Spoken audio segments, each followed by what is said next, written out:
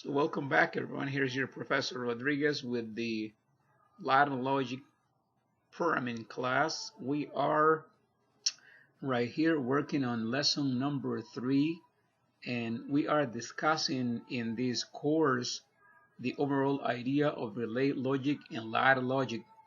And we've said it before, uh, relay logic is more the electrical type representation, whereas ladder logic is more the programming type representation. So here the definition for relay logic. A number of terms are going to be discussed in this class, but for all practical purposes we'll define what is relay logic. And it is a graphical method to represent components and functions of an industrial system control. We're going to dig into this a little more, but for now that's a good definition. Is a standardized, normalized way to represent components, blocks, and functions of a control. And mainly we refer to this to electromechanical control. In that, we need to contrast then what is a relay logic diagram. And so a relay logic diagram is one type of diagram that we use to show the way a system operates. That's a simple definition. We're going to bring some graphics here after we describe this. In conjunction with that, we have a PLC ladder logic diagram, and that is actually a program loaded in the controller's processor, and it's similar to the relay logic diagram, but it's actually a ladder, which is really a programming language for industrial controllers. We're going to be digging into that big time.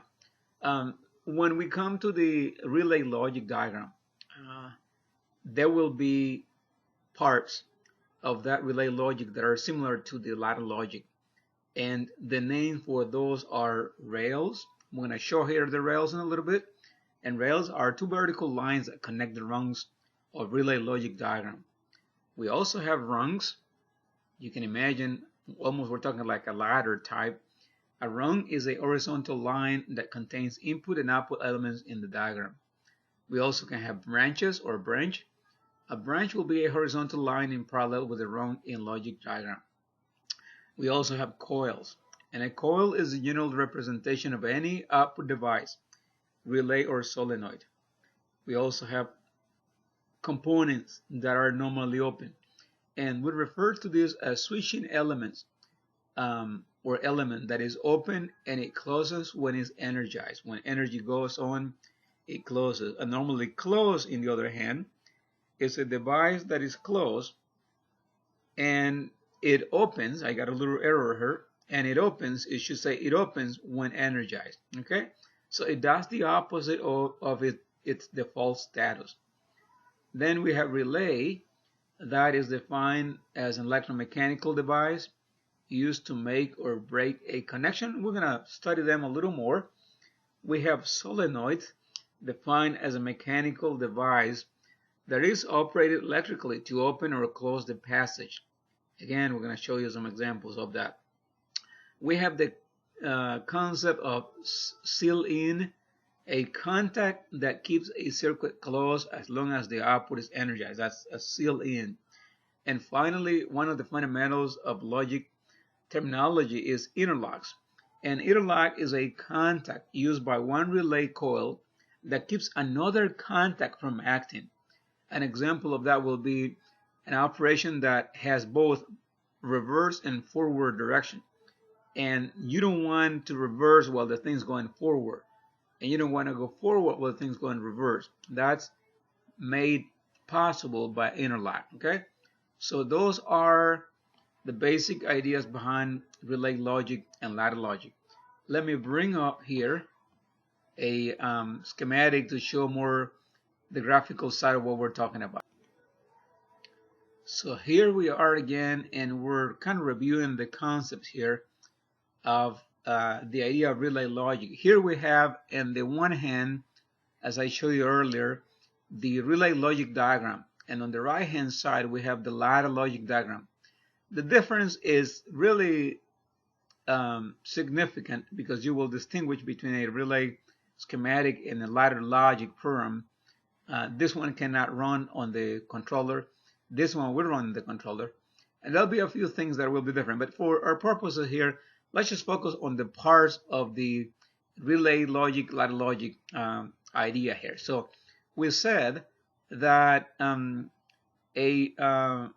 relay logic or ladder logic will have rails. And here we have the rails. Let me see if I can bring the pen here. So here's the rail. All right, all of these is a rail, right? Okay, so that will be the rail, right? Rail. And this other one here will also be a rail, right? So we typically have two rails, just like in the ladder, all right? Additionally to that, we have the rungs. And in this case, there's 1, 2, 3, 4, 5 full rungs. You see that? Right where S1, S2, S4, and this thing is here. That's our first rail. And we got the second rail. So we got multiple rails. I'm going to just indicate one here. So this will be a rail, a full rail, the one that I'm just drawing here. So that will be our rail, right? That'll be our rail right there. Additionally to that, we can have branches. And an example of a branch, let me see if I can change the color here. Should be able to. No, I'm not too savvy with, here we go. So this will be a branch right here. Oops, I need a pen. So that will be a branch. You see that? It's branching out of the main rung. So that'll be our branch. Generally speaking, these components outside here are represented by what we call a coil.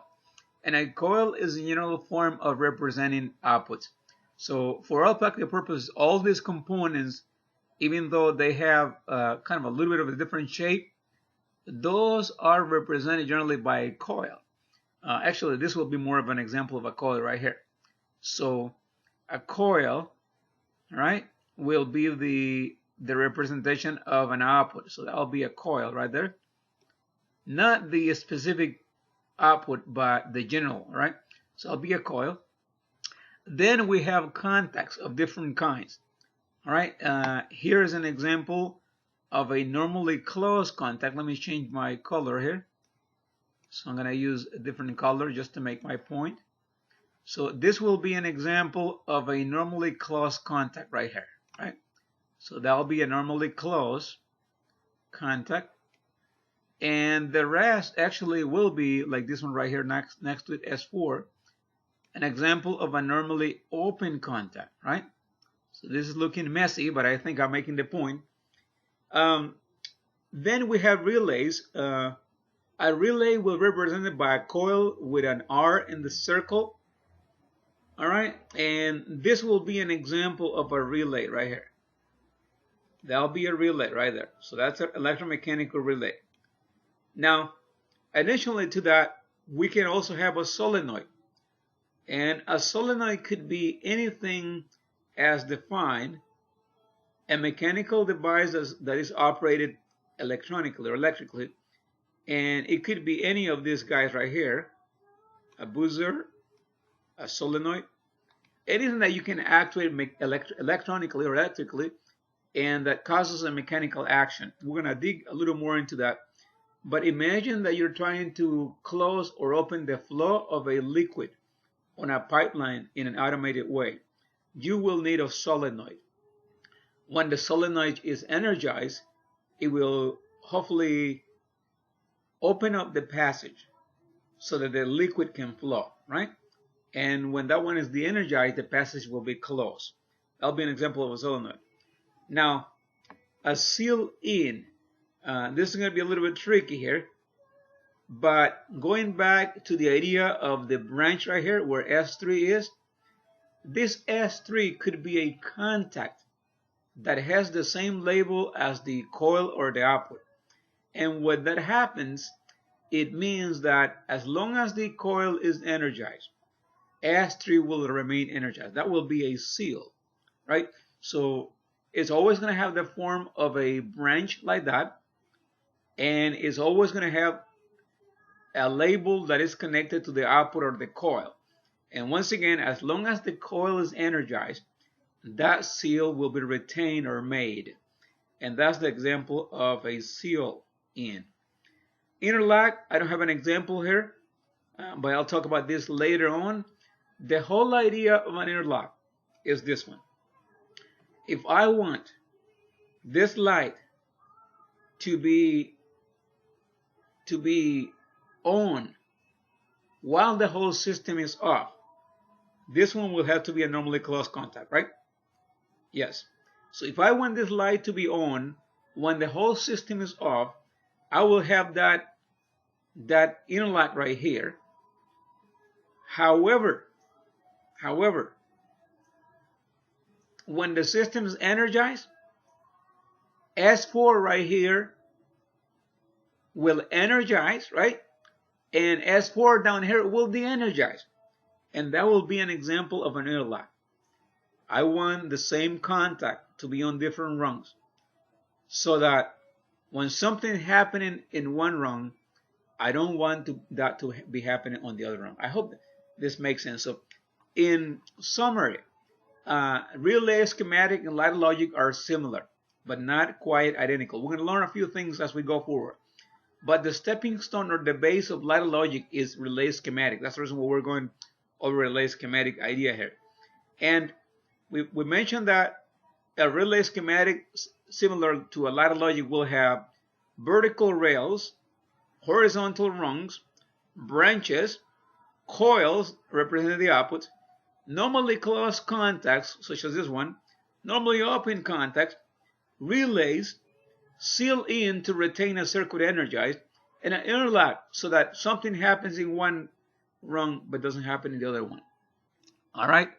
Well, I thank you for your time. This is pretty good, I think, for relay logic terminology. We will dig into more as we come. Thank you.